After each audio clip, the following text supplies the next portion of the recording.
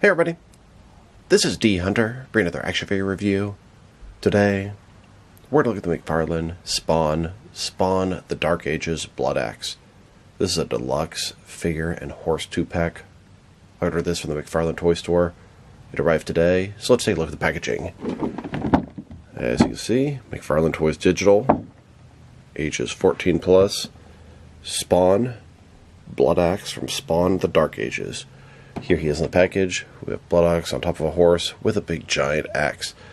He also has a collector's card, display stand, and a digital redemption card.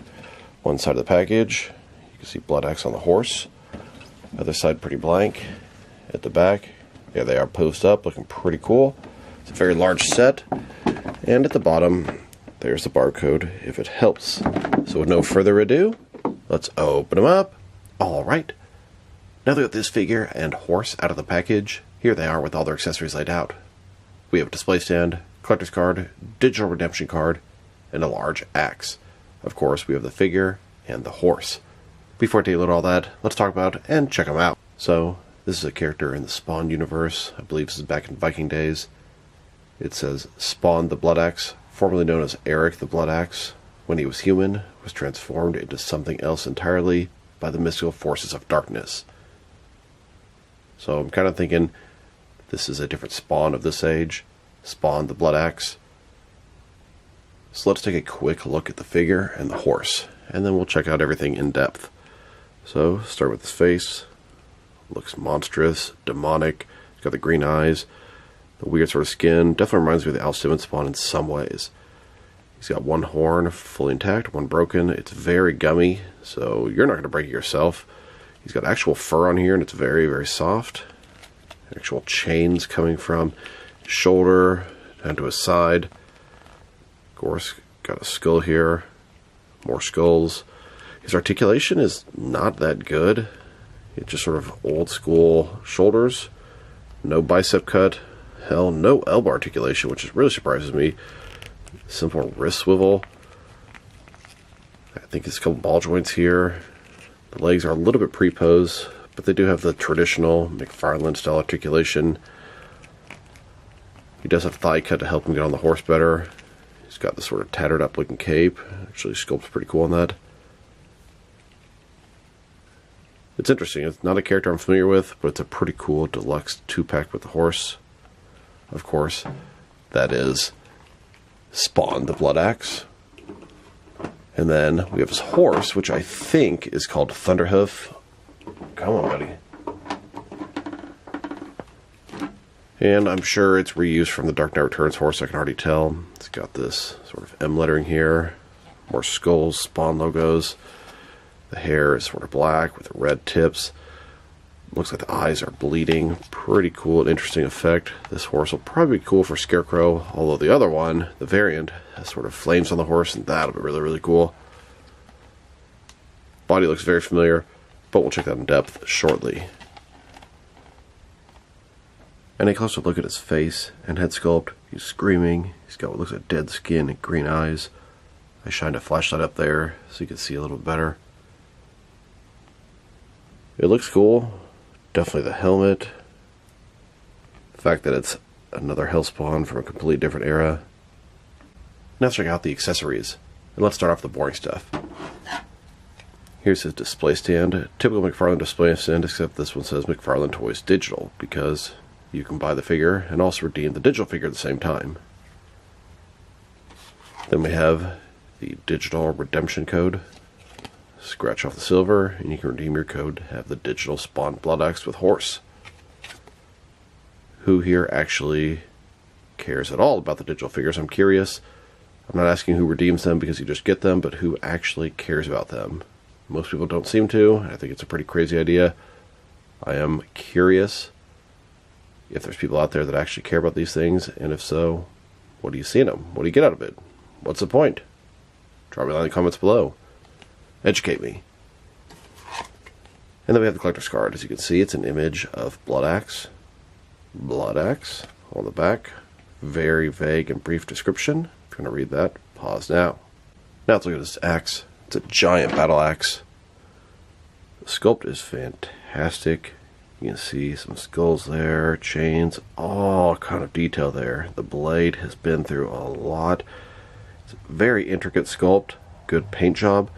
It's just so damn gummy. I mean, look at this thing. I can understand it being a little bit gummy, so it's hard to break, but it's a little bit on the extreme side. And then it has sort of ball and chain, or rather spike ball at the bottom. Here's Bloodaxe holding his giant battle axe. Pretty cool pose here. One hand of fist. He's got the chain hanging down, the axe in the air. Looks pretty good. Unfortunately, there's not a whole lot of different poses you can get out of this guy. Now that I'm taking a pretty good look at this figure, let's check out his height. From bottom to the top of his helmet, standing right at 7 inches tall, which can translate to about 18 centimeters. And now for his articulation, which I found to be extremely disappointing and kind of perplexing.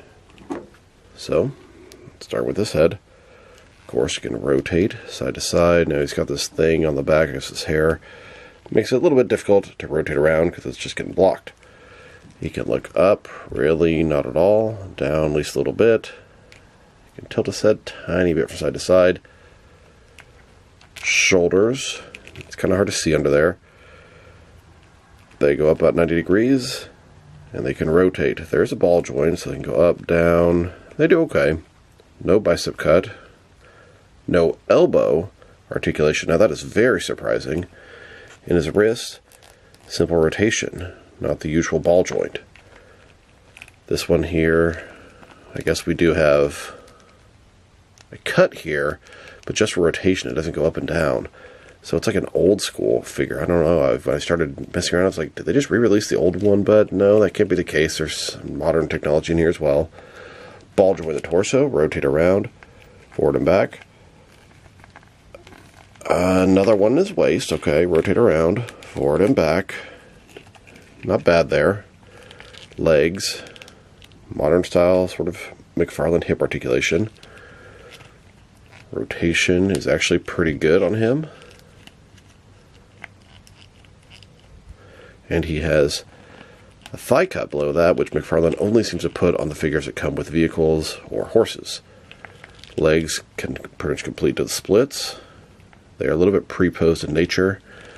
They don't really have knee articulation. We have a swivel there, but nothing that goes forward and back. And the ankle, at least this one, no articulation whatsoever. And this one, same thing. We have sort of rotation of the knee, and that is it. So definitely disappointed with the articulation of this guy. Yeah, I'm sure he's going to fit on the horse just fine, but I was wanting to use him off the horse as well. And yeah, you still can, but he's lacking the typical McFarlane articulation in both the Spawn and DC lines. And that's surprising, considering they've been doing those for like 6 years now. Now let's check out his horse, which I think is called Thunderhoof, but I'm not 100% sure. Thought I read that. Might have just missed some nonsense, though. I don't really know the story behind the horse, but his eyes are bleeding. He's got the harness going to the back. His head has a ball joint. It's articulated here, can rotate around. It's really most of what you'll get to do with that part there. His neck, of course, can go up and down. The mane, it looks pretty good. The color is an interesting choice. I like the Spawn logos. Saddle on there. If you really wanted to, you could probably take that off. His legs, of course, they can move forward and back at the top. He's got sort of knee joint inside of there. Another joint below here, and it's sort of ball joint, can rotate, hinged as well. Now the back legs, much larger. Same sort of knee joint. And same sort of ball joint down below. That can also rotate, do all that stuff. And the tail, same color scheme.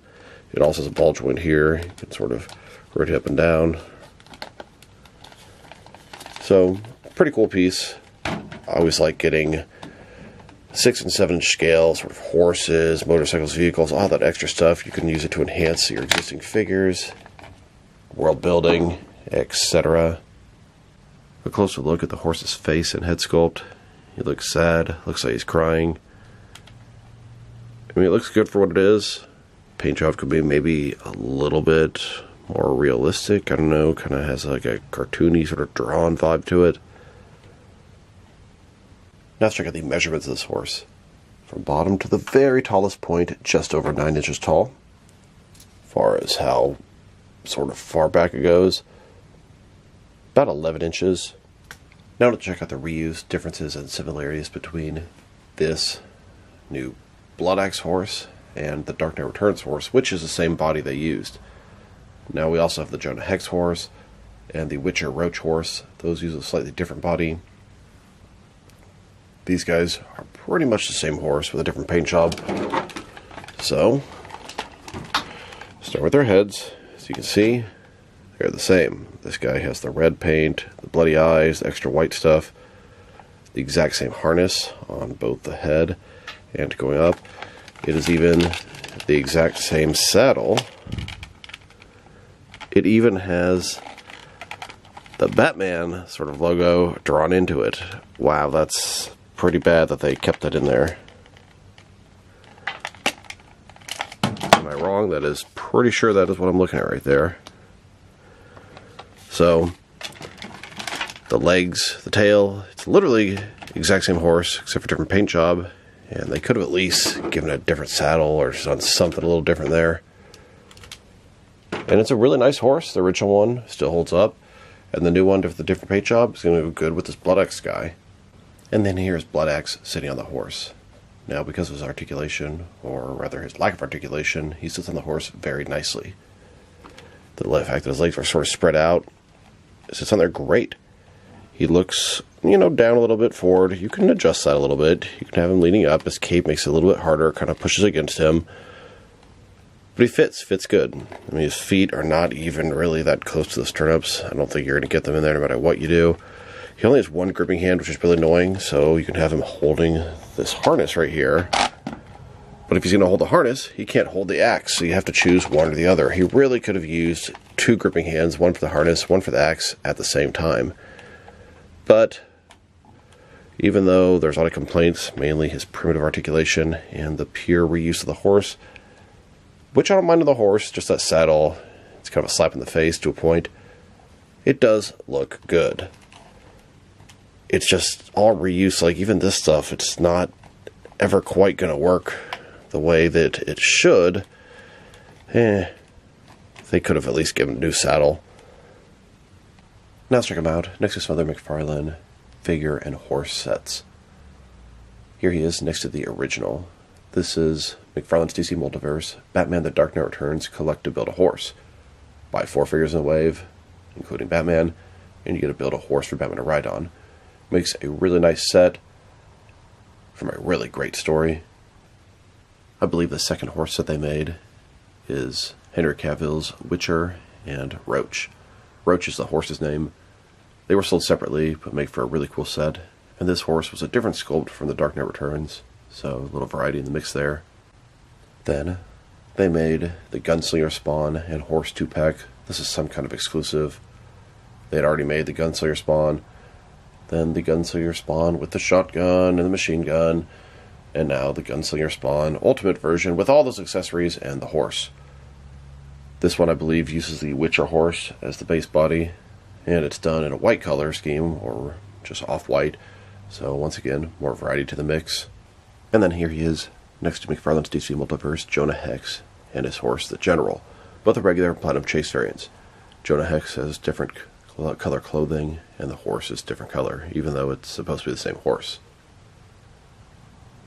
These were also done with the Roach body. Now I'm surprised they never made a Princess Bride and horse set. I think that would make perfect sense, although I think the sales online were a little bit less than expected. There is a variant of this Bloodaxe guy and a different kind of horse with flames on it. Looking forward to getting that. It's a GameStop exclusive, although I imagine I'll get it from somewhere else before GameStop ever gets their stock in. And personally, I would expect to see a Cowboy Batman and Horse 2-pack in the near future. It seems like a no-brainer. Another overpriced $70 set that'll probably sell out. And here's a look at all those action figure and horse sets. Got a total of 6 of them. There's a variant of this Bloodaxe, so that'll make 7. And I named up a couple ideas that could make some cool sets. They're overpriced, but they are pretty damn cool. There's not a lot of companies making stuff quite like this. I do like it. Here's a look at all the horses I have in my collection by Toy Biz, Mafex, Kenner, McFarlane, Figma, and more. Here's a look at Bloodaxe on his horse walking through a cemetery, and a closer look at Bloodaxe holding his Bloodaxe. Here's Bloodaxe next to some of my favorite McFarlane Spawn figures. We have the Mortal Kombat 11 Spawn, the Mortal Kombat 11 Solo Spawn, and the Batman vs. Spawn 2-pack Spawn. And here he is, next to both versions of the Kickstarter Spawn. Here's Bloodaxe next to the most recent McFarlane Spawn wave. We have both the regular and Platinum Chase variants of the Rat City Deviant Spawn and the Robot Wars Mech Spawn. And here, with the previous wave, these are a couple of Spawn figures from Call of Duty. Now let's check him out, next to some action figures from different various companies, so we can see how he fits in both scale and style-wise, in case you want to know which lines you can mix him with. Since he's a McFarlane toy, they're usually the 7-inch scale. I'm going to start off my comparisons with some of the larger action figure lines I collect, and work way smaller. But first, let's check them out with some more McFarlane toys. In front of you are 5 different action figures, all from McFarlane toys, all 7-inch scale. And now, with some Jack-specific wrestling figures, and some Diamond Select toys. Here he is, next to a computer hard drive. And here he is, with some DC Direct and NECA figures. Then, with both some Mattel and Jazzwares wrestling figures. And now, with some Mezco and Mattel DC figures. Next, with some Mafex and Hasbro Marvel Legends. And finally, with some SH Figure Arts and Jazzwares Fortnite figures. So overall, it's a very impressive figure and horse set. But it's been done before, and done better. Now, I don't even mind the reuse on the horse. It's a horse, it's fine, different paint job, I'm cool with it. But seeing that Batman sort of sculpt or sketch into that saddle, that is just a slap in the face. You couldn't make a new saddle. You didn't think we'd notice a Batman symbol. Sure, Bloodaxe is going to sit there most of the time so you won't see it. But, come on, this thing is $70. It's not a cheap set, it's a deluxe set. It's pretty much all reuse as far as a horse is concerned. You could have spared the expense to make a saddle. And then the figure. I don't really get why they made him the way he is. I mean, yes, he's made to fit on the horse, and the way his legs are shaped, it actually works very well. But I would have much preferred a normal, fully articulated McFarlane-style figure. This guy's cool on the horse, but I want more than just that. I want to be able to have him off the horse, using his axe, fighting people, all that good stuff. So, mixed bag on this. It looks great. It's very imposing. If I were to rate this set, God, it's so hard. 7, 6.5. I just feel like it very easily could have been a 9 out of 10 if they made the figure fully articulated. And that saddle thing definitely hurts my opinion a little bit of this. I know it's a minor sort of thing in the scheme, but it's very noticeable. Anyway, it is a nice set, and if I go back in time, I would definitely get it again. But just a few things would have made it so much better. Literally the saddle, and given this guy normal articulation, this thing would probably be damn near a 9. Anyway, this is D Hunter. Thank you for watching. If you liked the video, press like below. If you have anything you want to say with the video, add to the comment section. If you want to see additional action figure reviews from me, press subscribe. I do appreciate you do that. Once again, this is D Hunter. Thank you for watching, and I'll talk to you guys real soon.